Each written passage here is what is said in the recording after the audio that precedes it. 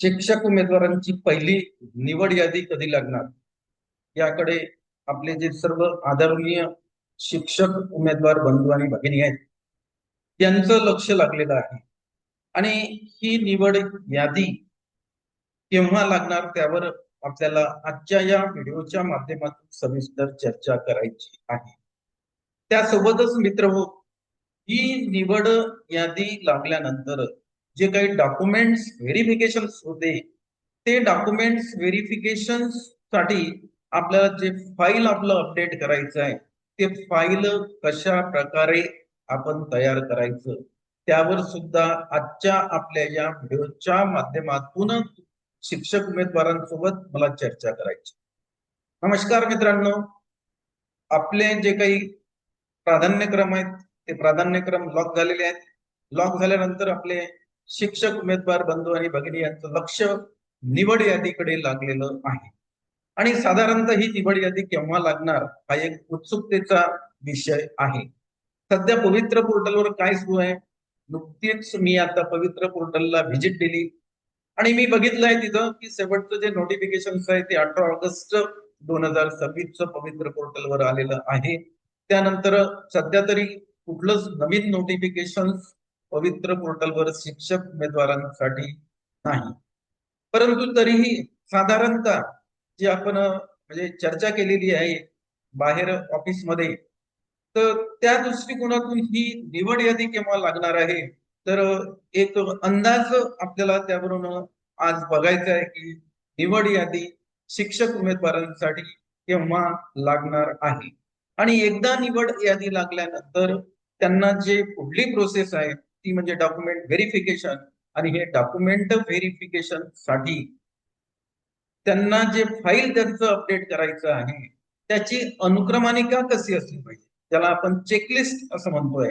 आपल्याला चेकलिस्ट तयार करायची आहे आणि या चेकलिस्ट साठी अनुक्रमणिका म्हणजे आपलं जे शैक्षणिक व्यावसायिक पात्रता आपली कोण्या गटासाठी निवड झालेली आहे, त्यानंतर आपलं माध्यमिक कोणतं आहे, या सगळ्या गोष्टीचा म्हणजे आपल्याला विचार करून एक फाईल कसं तयार करायचं त्याविषयी सुद्धा आजच्या या व्हिडिओच्या माध्यमातून शिक्षक उमेदवारांसोबत आपल्याला चर्चा करायची. मी काही महत्वाचे मुद्दे या स्क्रीनवर आता शेअर करतोय. ते मुद्दे आपल्याला बघायचे आहेत. त्या मुद्द्यावरून आपल्या लक्षात येणार आहे की शिक्षक उमेदवारांची जी पहिली निवड यादी आहे ती केव्हा लागणार आहे. पवित्र पोर्टल निवड यादीची अद्ययावत माहिती आपल्याला घ्यायची आहे. आता याच्यामध्ये काही महत्वाचे जे पॉइंट्स आहेत ते पॉइंट्स आपल्याला बघायचे आहेत, काही महत्वाचे मुद्दे आहेत. तर आपण या मुद्द्याचं थोडस इथं विश्लेषण करूया. बघा, पहिला मुद्दा असा आहे, हा तुम्हाला माहितच आहे की 16 ऑगस्ट 2026 ला पसंतीक्रम प्रेफरन्स लॉक करण्याची अंतिम मुदत पूर्ण झालेली आहे. त्याच्यानंतर पुढं आपल्याला ही संपूर्ण भरती प्रक्रिया पूर्णतः संगणकीय आणि कोणत्याही मानवी हस्तक्षेपाविना राबवली जात आहे.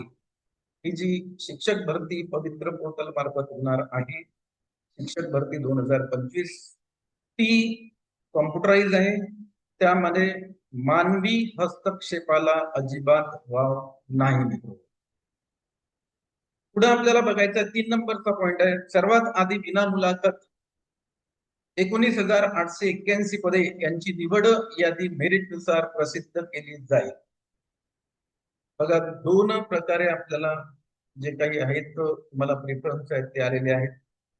एक आलेली आहे तुमची विना मुलाखत आणि दुसरा जे प्रेफरन्स तुम्हाला आलेले आहेत ते खाजगी अनुदान प्राप्त शैक्षणिक संस्थेचे ते आहेत मुलाखतीनुसार.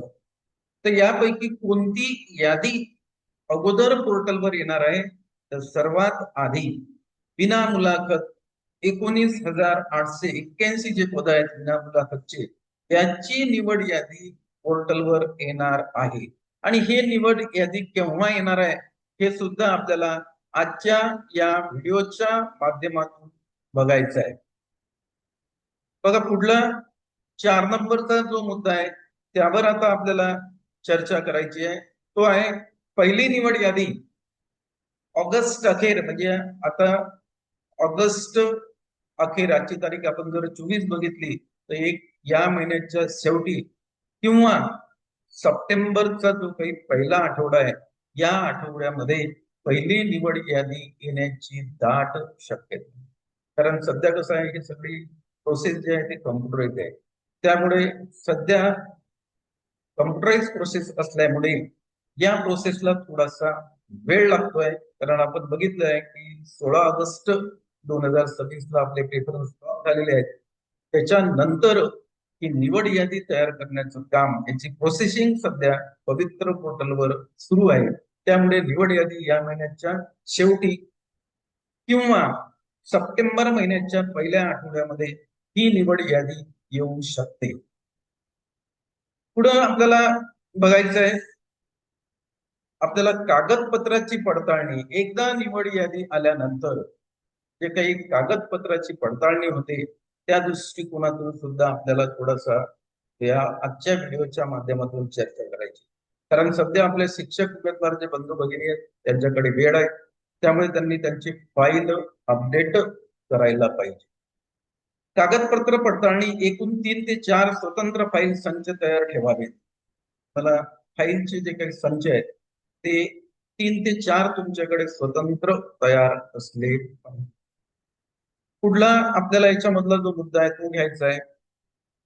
पहिली मुख्य फाईल सर्व मूळ ओरिजिनल शैक्षणिक व व्यावसायिक कागदपत्राची असावी. पहिली जी फाईल आहे या फाईलमध्ये तुमचे जे ओरिजिनल डॉक्युमेंट्स आहेत त्याला आपण मूळ कागदपत्र म्हणतो, ते सर्व कागदपत्र हे पहिल्या फाईलमध्ये तुम्हाला लावायचे आहेत. आणि हे कसे लावायचे, याचा सिक्वेन्स कसा असला पाहिजे तो सुद्धा मी आज सांगणार आहे. म्हणजे वेळेवर आपली तिथं डॉक्युमेंट्स व्हेरिफिकेशनला गेल्यानंतर आपली धांदल होणार नाही, किंवा एक सर्टिफिकेट माझं घरी राहिलं असं व्हायला नको. कारण मित्र एकही जरी सर्टिफिकेट जर तिथं कमी पडलं ना तर तुम्हाला ते निवड यादीमधून बाद सुद्धा करू शकतात. त्यामुळे आपलं जे फाईल आहे शैक्षणिक व्यावसायिक पात्रतेचं हे एकदम अपडेट असायला पाहिजे. त्यासाठी सगळ्यात महत्वाची सूचना आहे की 1 नंबरची जी फाईल तुम्ही तयार करसाल त्या फाईलमध्ये सर्व तुमचे मूळ कागदपत्र असायला पाहिजेत. ते तुमच्या शैक्षणिक व्यावसायिक पात्रतेनुसार ज्या गटासाठी तुमची निवड झाली त्या गटाच्या शैक्षणिक व्यावसायिक पात्रतेनुसार. पुढं आपल्याला याच्यामधलाच पुढला जो 3 नंबरचा आहे, उर्वरित फाईल्स सर्व कागदपत्रांच्या याच्यावर सेल्फ सर्टिफिकेशन. हे राजपत्रित माझ्याच्या थोडस चूक झालेलं आहे इथं. उर्वरित फाईल्स सर्व जे आहेत कागदपत्र ते तुम्हाला सेल्फ सर्टिफाईड करायचे आहेत, म्हणजे स्वतःच हस्ताक्षर त्याच्यावर करून उर्वरित ज्या काही साक्षांकित झेरॉक्सच्या फाईल तुम्हाला 3 फाईल पुन्हा तयार करायच्या आहेत. म्हणजे मूळ कागदपत्राची एक फाईल, त्याच्या सोबतच साक्षांकित झेरॉक्स प्रतीच्या म्हणजे स्वतःच अटेस्टेशन करून ज्या काही झेरॉक्स प्रती आहेत त्याच्या 3 फाईल तुम्हाला तयार करायच्या आहेत. त्यानंतर आपल्याला पुढं जो मुद्दा आहे याच्यामधला चौथा, पोर्टलवरील दिल्या गेलेल्या क्रमानुसारच सर्व कागदपत्र फाईलमध्ये लावणं आवश्यक आहे. एक चेकलिस्ट मित्र पोर्टलवर दिल्या जाते, त्या चेकलिस्टच्या आधारावरच हे जे सर्व कागदपत्र तुम्हाला त्या क्रमानच फाईलमध्ये लावावे लागतात. आता तो क्रम कोणता आहे, तो क्रम सुद्धा मी तुम्हाला मी ई फाईल तयार केलेली आहे, ती ई फाईल या स्क्रीनवर मी शेअर करतो आणि आपल्याला कोणत्या क्रमानं हे आपले कागदपत्र असले पाहिजेत ते आता आपल्याला इथं बघायचं आहे. बघा ही ती ई फाईल आहे. शिक्षक भरतीचे सर्व दस्तावेज या ई फाईल मध्ये आपल्याला लावायचे आहेत. मग कसे लावायचे, तर तुमचं जे फाईल आहे त्या फाईलच्या मुखपृष्ठावर तुम्हाला शिक्षक उमेदवारांचे पूर्ण नाव लिहायचं आहे. त्याच्यानंतर तुमची शैक्षणिक व्यावसायिक पात्रता लिहायची आहे. त्यानंतर तुमचा जो ज्या गटासाठी तुमची निवड झालेली आहे तो शैक्षणिक गट तुम्हाला लिहायचा आहे. निवड झालेली जी काही जिल्हा परिषद किंवा संस्था असेल ते लिहायचं आहे. त्याच्यानंतर तुम्हाला त्याच्यावर तुमचा मोबाईल नंबर आणि ईमेल आयडी टाकायचा आहे. बघा इथं तुम्हाला मोबाईल नंबर टाकायचा आहे आणि इथं ईमेल आयडी तुम्हाला याच्यामध्ये नमूद करायचं आहे. असं त्या फाईलचं मुखपृष्ठ तुम्हाला तयार करायचं आहे. त्यानंतर याच्या पुढचा जो भाग आहे या फाईल मधला, आपल्याला आता अनुक्रमणिका तयार करायची आहे. आता ही जी अनुक्रमणिका तयार करत असताना ज्या गटासाठी तुमची निवड झाली त्या गटाला अनुसरून, बघा मी कागदपत्राची जी लिस्ट आहे ना ती सर्व गटाची याच्यामध्ये तयार केलेली आहे. परंतु याच्यापैकी कोणते कागदपत्र तुम्हाला लागू आहेत त्याचाच तुम्ही विचार करायला पाहिजे. तुमची ज्या गटासाठी निवड झाली त्या गटाला अनुसरून कोणते कागदपत्र असायला पाहिजेत ते याच्यामधले सिलेक्ट करून तशी अनुक्रमणिका तुम्हाला तयार करायची. हे तुम्ही आवर्जून लक्षात घ्या. परंतु काही जे काही कागदपत्र आहेत ते सर्व उमेदवारांसाठी सारखेच असतात. जसं की TAITचं प्रमाणपत्र हे सर्वांसाठीच म्हणजे आवश्यकच आहे. हे 1 ते 5च्या गटालाही आहे, 6 ते 8च्या गटालाही आहे, 9 ते 10च्याही गटाला आहेत, 11 ते 12च्याही गटासाठी आहे.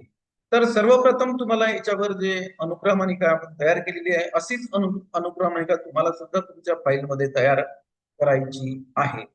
पवित्र प्रणाली अंतर्गत नोंदणी स्वप्रमाणपत्राची प्रत मी पवित्र पोर्टलवर जे स्वप्रमाणपत्र केलेलं आहे, सेल्फ सर्टिफिकेशन केलेलं आहे, त्याची जी काही प्रिंटआउट आहे ते प्रिंटआउट सर्वप्रथम तुम्हाला फाईल मध्ये लावायची आहे. 1 नंबरवर ती पाहिजे.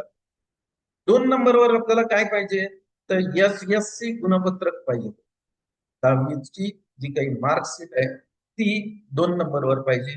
3 नंबरवर पाहिजे आपल्याला SSC प्रमाणपत्र, ज्याला आपण बोर्ड सर्टिफिकेट असं म्हणतो, हे आवश्यक आहे.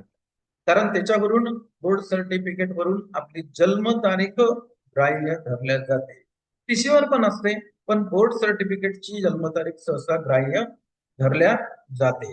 त्याच्यानंतर आपल्याला पाहिजे 4 नंबरवर HSC गुणपत्रक, 12वीची मार्कशीट तुम्हाला 4 नंबरवर लावायची आहे. 5 नंबरवर पाहिजे HSC प्रमाणपत्र म्हणजे 12वीचं जे काही बोर्ड सर्टिफिकेट असेल ते तुम्ही इथं लावायला पाहिजे. हे पाहिजे आपल्याला 4 नंबरवर HSC गुणपत्रक. त्यानंतर 5 नंबरवर जर बघितलं तुम्ही HSC प्रमाणपत्र म्हणजे बोर्ड सर्टिफिकेट 12वीचं ते पाहिजे. 6 पदवी परीक्षा गुणपत्रक, ज्या विषयात तुम्ही पदवी घेतलेली आहे त्या पदवीचे सर्व सेमिस्टरच्या गुणपत्रिका तुम्हाला लावायच्या आहेत. ते 6 नंबरवर असायला पाहिजे. कारण ती पवित्र पोर्टलची जी चेकलिस्ट आहे त्या चेकलिस्ट नुसार आपण ही यादी तयार केलेली आहे, हे फाईल तयार केलेलं आहे. 7 नंबरवर तुम्हाला पाहिजे पदवी परीक्षा प्रमाणपत्र म्हणजेच तुमची डिग्री, पदवीला जे तुम्हाला डिग्री भेटलेली आहे ते 7व्या अनुक्रमांकावर असायला पाहिजे. 8 नंबरवर तुम्ही जर पदव्युत्तर म्हणजे तुम्ही MA केलेलं आहे, MSc केलेलं आहे तर त्याचं जे गुणपत्रक आहे ते तुम्हाला जेवढे तुमचे सेमिस्टर आहेत त्या सेमिस्टरच्या मार्कशीट तुम्हाला लावावं लागतात. अर्थात यातलं जे लागू आहे तेच तुमच्यासाठी लागू राहील. हे जे फाईल आहे हे सर्व उमेदवारांसाठी सर्व समावेशक तयार केलेलं आहे, हे लक्षात घ्या. त्यामधले यातले बरेचसे डॉक्युमेंट्स तुमच्या शैक्षणिक व्यावसायिक पात्रतेनुसार जे असतील तेच तुम्हाला घ्यायचे आहे. नंतर आहे पदव्युत्तर परीक्षा प्रमाणपत्र. आहे पदव्युत्तर म्हणजे तुम्ही PG केलं असेल, MSc केलं असेल तर त्याच्या ज्या सेमिस्टरच्या मार्कशीट त्या 9 नंबरवर आहेत, सॉरी 8 नंबरवर आहेत.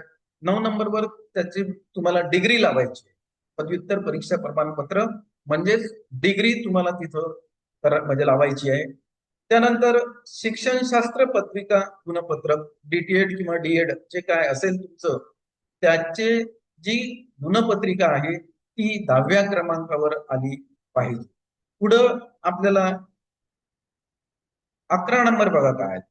11 नंबर तुम्हाला दिसेल शिक्षणशास्त्र पत्रिका प्रमाणपत्र म्हणजे DEDची गुणपत्रिका झाल्यानंतर त्याचं जे प्रमाणपत्र भेटते तुम्हाला ते प्रमाणपत्र तुम्हाला 11 नंबरवरच्या अनुक्रमणिकेमध्ये असायला पाहिजे. 12 शिक्षणशास्त्र पदवी गुणपत्रक, 13 शिक्षणशास्त्र पदवी प्रमाणपत्र म्हणजे BED वगैरे जे काय असेल तुमचं ते. त्याच्यानंतर MSCIT प्रमाणपत्र, शिक्षक पात्रता परीक्षा पेपर 1, केंद्रीय परीक्षा पात्रता परीक्षा पेपर 1 सीटीईटी, शिक्षक पात्रता परीक्षा टीईटी 2 भाषा गणित विज्ञान, केंद्रीय परीक्षा पात्रता परीक्षा सीटीईटी 2, TAIT 2025 अभियोग्यता चाचणी गुणपत्रक, जातीचे प्रमाणपत्र, जो काही तुमचा प्रवर्ग आहे त्या प्रवर्गासाठी जे तुमच्याकडे कास्ट सर्टिफिकेट असेल ते सुद्धा याच्यामध्ये असणं आवश्यक आहे. अर्थात याच्यामधल्या ज्या बाबी तुमच्या शैक्षणिक व्यावसायिक पात्रतेनुसार लागू आहेत त्याच तुम्ही क्रमानं लावायला पाहिजे. याच्यामधला क्रम घ्यायला पाहिजे. जे आपलं तुम्हाला लागू नाही ते सोडून द्या. 21 नंबर जात वैधता प्रमाणपत्र व्हॅलिडिटी, त्याच्यानंतर 22 नंबर नॉन क्रिमिलियर प्रमाणपत्र, 23 लहान कुटुंब प्रतिज्ञापत्र, लहान कुटुंब प्रतिज्ञापत्र, त्यानंतर 24 शाळा सोडल्याचा दाखला टीसी, 25 जन्म प्रमाणपत्र, 26 महाराष्ट्रातील रहिवासी अधिवास दाखला डोमेसाईल सर्टिफिकेट, त्याच्यानंतर Aadhaar card, PAN card, driving licence याच्यापैकी कुठलंही एक जे असेल ते तुम्ही इथं आवश्यक आहे. त्याच्यानंतर 28 नंबर अपंगत्वाचा दाखला दिव्यांगासाठी 40%, माजी सैनिक दाखला, त्याच्यानंतर 30 नंबर खेळाडू प्रमाणपत्र. पुढे पहा अनुक्रमानिका भाग 4 प्रकल्पग्रस्त दाखला लागू असल्यास, भूकंपग्रस्त दाखला, अनाथ प्रमाणपत्र, आत्महत्याग्रस्त शेतकऱ्यांचे पाल्य प्रमाणपत्र, 1991 जनगणना, 1994 निवडणूक कर्मचारी प्रमाणपत्र, त्यानंतर अंशकालीन कर्मचारी प्रमाणपत्र, 37 नंबर विवाहानंतर नावात बदल राजपत्र. हाही एक महत्वाचा भाग आहे. आपल्या ज्या महिला भगिनी आहेत त्यांचं काय होते बरेचदा हा प्रॉब्लेम, जसा एक कॅन्डिडेट माझा एक जवळचा कॅन्डिडेट आहे त्याच्या बाबतीत आलेला आहे. म्हणजे त्याचं सिलेक्शन झालं, म्हणजे विवाहानंतर सिलेक्शन झालेलं आहे. ते आमच्या नातेवाईक ती मुलगी आहे, तिचा विवाह झाला, त्याच्यानंतर तिचं सिलेक्शन झालं, परंतु सर्टिफिकेटवर नावं तिचे विवाहाच्या अगोदरचे म्हणजे माहेरचे नाव होतं तिच्या वडिलाचं आडनाव, त्याच्यानंतर आधार कार्ड काढलं, त्याच्यानंतर बँक पासबुक काढलं आणि हे दोन्ही जे काही सासरचं आहे ते तिच्या पतीचं पुढे नाव आलेलं आहे. त्यामुळे शालार्थ जेव्हा आयडी जनरेट केला त्यानंतर त्यावेळेस असा प्रॉब्लेम आला की आता जे काही पेमेंट आहे ते कोणत्या अकाउंटमध्ये जातं, कारण सर्टिफिकेटवर जे नाव आहे त्या नावातच बँक अकाउंटचं पासबुक पाहिजे. जर लग्न झाल्यानंतर जे काही आपलं सासरचं नाव आहे त्या नावाचं मग आपल्याला नाही तर मग राजपत्र तयार करावं लागते, नावात बदल करावा लागतो. राजपत्र आपल्याकडे असायला पाहिजे. नाही तर मित्र हा एक प्रॉब्लेम जो आहे ना हा मेजर प्रॉब्लेम आलेला आहे. तर याकडे तुम्ही लक्ष द्या. जे काही महिला भगिनी आहेत विवाहानंतर त्यांचं नाव बदलले जाते आणि विवाहानंतर बँक पासबुक आहे, त्याच्यानंतर आधार कार्ड आहे, याच्यावरचं नाव आणि सर्टिफिकेटवरचे नाव याच्यामध्ये तफावत. मग अशा वेळेस सालार्थ आयडी जनरेट करण्यासाठी फार मोठा त्रास होतो. त्यामुळे आताच ज्या काही अशा महिला भगिनी असतील त्यांनी काय करायचं, नावात बदल करून घ्यायचा आहे आणि तसं राजपत्र तयार करायचं ते त्यांच्याकडे असायला पाहिजे. नाही तर शालार्थ आयडी जनरेट करण्याच्या वेळेस त्यांना त्रास होऊ शकते, कारण या प्रोसेस मधून मी सुद्धा गेलेलो आहे. त्यानंतर हमीपत्र आपल्याला द्यायचं आहे 38 नंबरवर दस्तऐवज वैध असल्याबाबतचे हमीपत्र किंवा हे जे डॉक्युमेंट्स आहेत हे सर्व डॉक्युमेंट्स माझे खरे आहेत त्या बाबतीत तुम्हाला एक हमीपत्र लिहून द्यावं लागतं. अशी ही अनुक्रमिका आहे. याच्यामध्ये 38 तुमचे डॉक्युमेंट्स आहेत त्याची चेकलिस्ट आहे. आता याच्यामध्ये तुम्हाला जे लागू आहे त्याचाच तुम्ही विचार करायला पाहिजे. जे लागू नाही ते दुसऱ्या शिक्षक उमेदवारांना लागू राहते. हा एक याच्यामधला महत्वाचा भाग आहे. आता हे सर्टिफिकेट जे फाईल आहे ते फाईल कसं करायचं, म्हणजे पहिल्या याच्यावर कोणतं आम्ही प्रमाणपत्र आमच्या फाईलमध्ये ठेवायचं आहे पहिल्या पेजवर. तर इथं मी दिलेलं आहे ते पेज बघा. पहिल्या पेजवर तुम्हाला पवित्र प्रणाली अंतर्गत नोंदणी स्वप्रमाणपत्राची प्रत लावायची आहे पहिल्या पेजवर. त्या फाईलमध्ये अनुक्रमानिका तयार झाली, त्यानंतर पहिलं पेज आहे, त्या फाईलमध्ये त्या पन्न्या असतात, त्या पन्नीमध्ये कोणतं सर्टिफिकेट टाकायचं आहे तुम्हाला, तर पवित्र प्रणाली अंतर्गत नोंदणी स्वप्रमाणपत्राची प्रत, तुम्ही जे सेल्फ सर्टिफिकेशन केलेलं आहे त्याची तुम्ही प्रिंटआउट घेतलेली आहे, ती प्रिंटआउट तुम्हाला पहिल्या पेजवर ठेवायची आहे.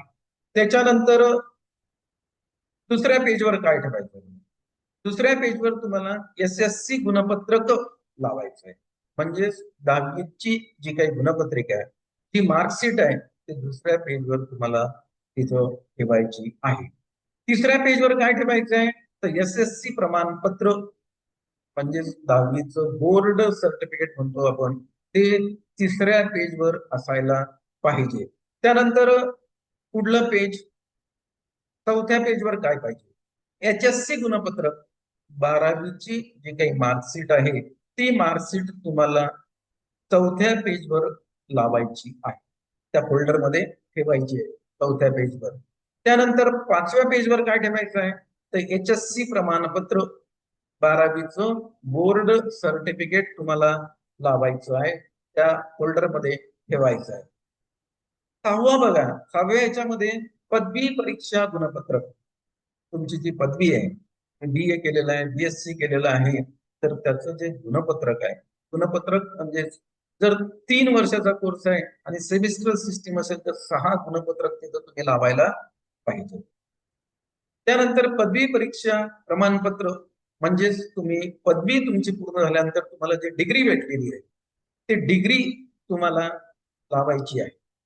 पुढे आपल्याला जायचं आहे 8व्या याच्यावर काय लावायचं, तर पदव्युत्तर परीक्षा गुणपत्रक लागू असल्यास, ते जर PG केलेलं आहे, PG केलेलं असेल तर त्या PGचे जे गुणपत्रक आहेत ते तुम्हाला 8व्या क्रमांकावर लावायचे आहेत. त्या 8व्या पेजवर फोल्डर आहे, त्या फोल्डरमध्ये. त्यानंतर पदव्युत्तर परीक्षा प्रमाणपत्र म्हणजेच तुम्ही PG केलेलं आहे तर त्याची डिग्री तुम्हाला भेटलेली आहे, ती डिग्री तुम्हाला 9व्या क्रमांकावर लावायची आहे, त्या फोल्डरमध्ये तुम्हाला ती ठेवायची आहे. त्यानंतर पुढं 10 नंबरवर शिक्षणशास्त्र पदविका गुणपत्रक, तुमचं जर डिप्लोमा आहे तर तुम्ही ते DEDचं जे प्रमाणपत्र आहे तुमचं, म्हणजे गुणपत्रक जे आहे ते गुणपत्रक तुम्हाला 10 क्रमांकावर या फाईलमध्ये लावायचं आहे, ज्याला शिक्षणशास्त्र पदविका गुणपत्रक असं म्हणतात. त्याच्यानंतर शिक्षणशास्त्र पदविका प्रमाणपत्र, म्हणजे आपण DED केलं, DTED केलं तर त्याचं प्रमाणपत्र भेटते आपल्याला, ते प्रमाणपत्र आपल्याला 11 क्रमांकावर मित्र हो लावायचं आहे किंवा त्या फोल्डरमध्ये ठेवायचं आहे. 12 बघा, 12वर तुम्हाला शिक्षणशास्त्र पदवी गुणपत्रक, जर तुम्ही BED असाल तर BEDची जी काही गुणपत्रिका आहे तुमची, ती गुणपत्रिका मला 12 क्रमांकाच्या जे काही आतमध्ये फोल्डर असते त्याच्यावर तुम्हाला ठेवायचं आहे. कारण ही फाईल आहे, हे फाईल कसं अरेंज करायचंय, कशा क्रमाने डॉक्युमेंट्स लावायचे ते आपण, तर तुम्हाला शिक्षणशास्त्र पदवी गुणपत्रक हे जे आहे ते 12 क्रमांकावर असायला पाहिजे. आता 13व्या क्रमांकावर काय असायला पाहिजे, तर शिक्षणशास्त्र पदवी प्रमाणपत्र, म्हणजे तुम्ही जे BED केलेलं आहे त्या BEDची डिग्री तुम्हाला 13व्या क्रमांकावर. लक्षात घ्या, ही फाईल आपण तयार केलेला आहे आपल्या शिक्षक, उमेदवार, बंधू आणि भगिनी यांना एक मदत व्हावी, आणि याच्यामधलं जे लागू आहे तेच प्रमाणपत्र तुम्हाला इथं या फोल्डरमध्ये ठेवायचे आहे. मला हा व्हिडिओ आवडला असेल याला लाईक करा, याला शेअर करा, आणि तुम्ही जर या युट्यूब चॅनलवर नवीन असाल तर या युट्यूब चॅनलला सबस्क्राईब करा. पुढे बघू आपण पुढल्या पेजवर आपल्याला काय लावायचं. 14 नंबर, 14 नंबरवर तुम्हाला MSCIT प्रमाणपत्र, तुमच्याकडे जर MSCIT प्रमाणपत्र असेल तर ते तुम्हाला 14व्या क्रमांकावर लावायचं आहे. त्याच्यानंतर आपल्याला आता 15 क्रमांकावर काय लावायचं, शिक्षक पात्रता परीक्षा पेपर 1 TET पेपर 1चं जे काही तुमचं प्रमाणपत्र आहे ते तुम्हाला 15व्या क्रमांकावर या फोल्डरमध्ये ठेवायचं आहे. त्यानंतर 16 क्रमांक बघू आपण. 16व्या क्रमांकावर केंद्रीय परीक्षा पात्रता परीक्षा पेपर 1, केंद्रीय परीक्षा पात्रता परीक्षा पेपर 1 CTET चा पेपर 1, त्याचं जे अधिकृत जे काही प्रमाणपत्र आहे ते तुम्हाला 16व्या क्रमांकावर या फोल्डरमध्ये ठेवायचं आहे.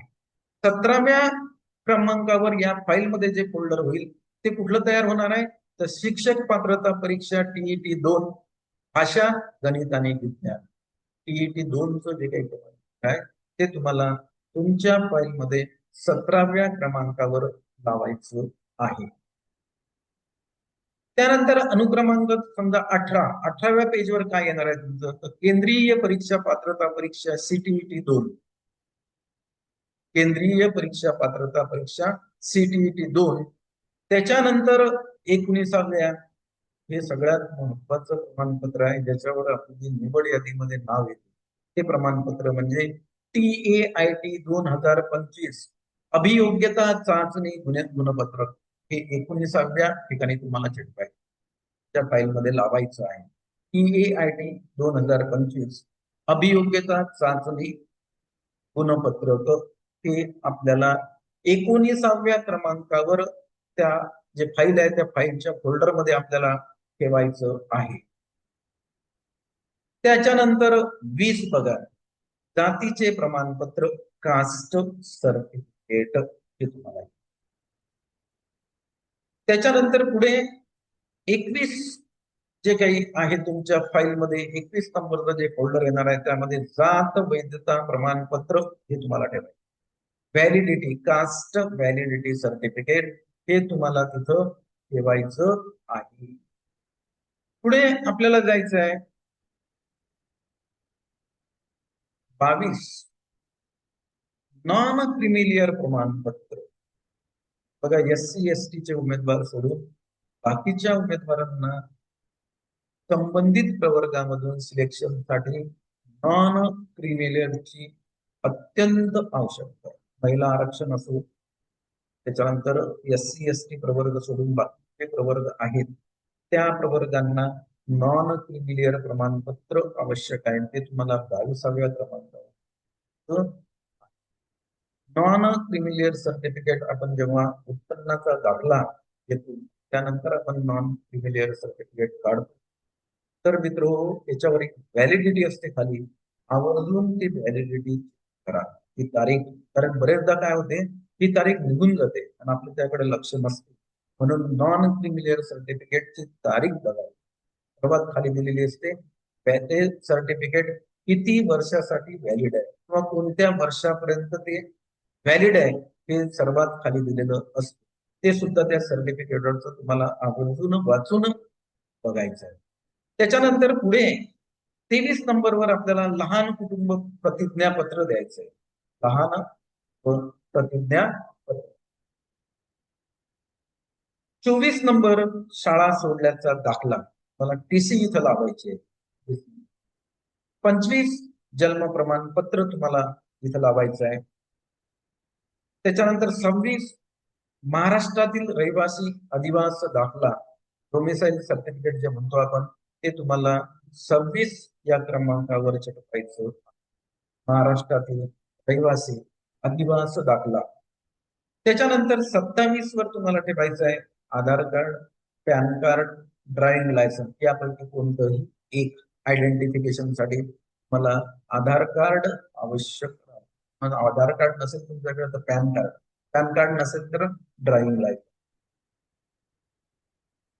28 नंबर बघा, जर अपंगत्व असेल तर अपंगत्वाचा दाखला किमान 40% पैकी, तो दाखला इथं ज्यांच्याकडे असेल त्यांनी तो लावायला पाहिजे. 28. त्याच्यानंतर जर समांतर आरक्षण असेल माजी सैनिकांचं, माजी सैनिक दाखला 29 क्रमांकावर तुम्हाला लावायचा आहे. 30 नंबरचं जे पेज आहे तिथं खेळाडू प्रमाणपत्र. जर समांतर आरक्षण जर तुम्हाला घ्यायचं आहे आणि खेळाडू मधून 5% आरक्षण जर घेतात तर तुमच्याकडे खेळाडू प्रमाणपत्र असायला पाहिजे. ते तुम्हाला 30 क्रमांकाचं जे पेज आहे तिथं लावायचं. नंतर जर तुमचं समांतर आरक्षण जर प्रकल्पग्रस्त असेल तर मग प्रकल्पग्रस्ताचा दाखला तुम्हाला 31व्या क्रमांकावर मित्र हो लावायचा. पुढे बघतो आपण, तुम्ही जर समांतर आरक्षणामध्ये भूकंपग्रस्त म्हणून जर क्लेम केला असेल तर तुमच्याकडे भूकंपग्रस्ताचा दाखला असला पाहिजे. तो दाखला तुम्हाला 32व्या क्रमांकाचं जे पेज आहे त्या फोल्डरमध्ये ठेवायचा आहे. नंतर समांतर आरक्षणामध्ये तुम्ही जर अनाथचा क्लेम करत असाल तर मग अनाथ प्रमाणपत्र हे 33व्या क्रमांकावर तुम्हाला ठेवायचं आहे. आणि पुढे 34 क्रमांक आहे, तो आहे आत्महत्याग्रस्त शेतकरीचे पाल्य प्रमाणपत्र. जे काही आपले शिक्षक बांधव आहेत तर दुर्दैवानं ते जर आत्महत्याग्रस्त शेतकऱ्यांचे जर पाल्य असतील तर त्याचं प्रमाणपत्र त्यांनी 34 क्रमांकावर लावायला पाहिजे, मग त्या फोल्डरमध्ये ते ठेवायला पाहिजे. त्यानंतर 35 क्रमांक बघा, 1991 जनगणना किंवा 1994 निवडणूक कर्मचारी प्रमाणपत्र. 36 क्रमांक बघा, अंशकालीन कर्मचारी प्रमाणपत्र. समांतर आरक्षणाचा क्लेम असेल तुमचा अंशकालीन पदवीधरचा तर अंशकालीन कर्मचारी प्रमाणपत्र तुमच्याकडे असायला पाहिजे. ते 36 नंबरच्या फोल्डरमध्ये तुमच्या फाईलमध्ये तुम्हाला ठेवायचं. त्यानंतर मी जो मुद्दा मागाशी सांगितला, विवाहानंतर नावात बदल राजपत्र. तर तुम्ही विवाहानंतर आपल्या ज्या महिला भगिनी आहेत त्यांनी जर नावात बदल झाला असेल त्यांच्या, कारण सर्टिफिकेटवरचं नाव हे माहेरचं नाव असतील आणि बाकी बँक अकाउंट त्याच्यानंतर आधार कार्ड याच्यावर सासरचं नाव असते, म्हणजेच त्यांच्या नावामध्ये बदल झालेला असतो. त्यासाठी तुम्हाला एक राजपत्र तयार करावं लागते आणि ते विवाहानंतर नावात बदल राजपत्र तुम्हाला 37व्या क्रमांकावर लावायचं असते किंवा त्या फोल्डरमध्ये तुम्हाला ठेवायचं आहे. त्यानंतर शेवट आहे आता आपला 38 क्रमांकाचं जे पेज आहे, हमीपत्र तुम्हाला द्यायचं आहे. माझे हे जे सर्व मी दिलेले डॉक्युमेंट्स आहेत यामध्ये जर कुठलंही डॉक्युमेंट्स एखादं जर बोगस निघलं तर कोणत्याही क्षणी मला या माझ्या पेशामधून बरखास्त करण्यात यावं, असं एक आपल्याला हमीपत्र द्यावं लागते.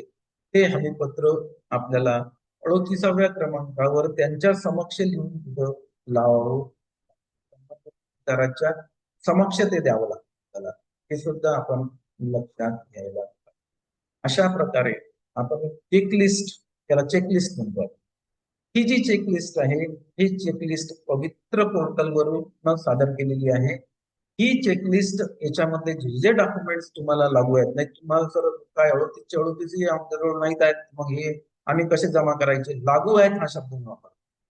तुमच्या शैक्षणिक पात्रतेनुसार म्हणजे तुमची ज्या गटाला निवड झाली त्या गटाला जे शैक्षणिक पात्रता पाहिजे त्या शैक्षणिक पात्रते सर्व डॉक्युमेंट्स प्लस मग caste certificate, non creamy layer, validity हे तर कॉमन आहे. अधिवास प्रमाणपत्र, लहान कुटुंबाचं प्रमाणपत्र, ह्या ज्या गोष्टी आहेत ह्या सर्वांसाठी कॉमन आहेत. परंतु गटानुसार फक्त शैक्षणिक व्यावसायिक पात्रता आणि ते पेपर 1 पेपर 2 जो भाग आहे तो गटानुसार येणार आहे. तर मित्रांनो, आजच्या या व्हिडिओच्या माध्यमातून वेळेवर आपले शिक्षक उमेदवार बंधू आणि भगिनी यांची डॉक्युमेंटच्या बाबत कोणतीही धावपळ होऊ नये त्यासाठी आपण एक फाईल मला कसं तयार करायचं त्याची सविस्तर माहिती दिली.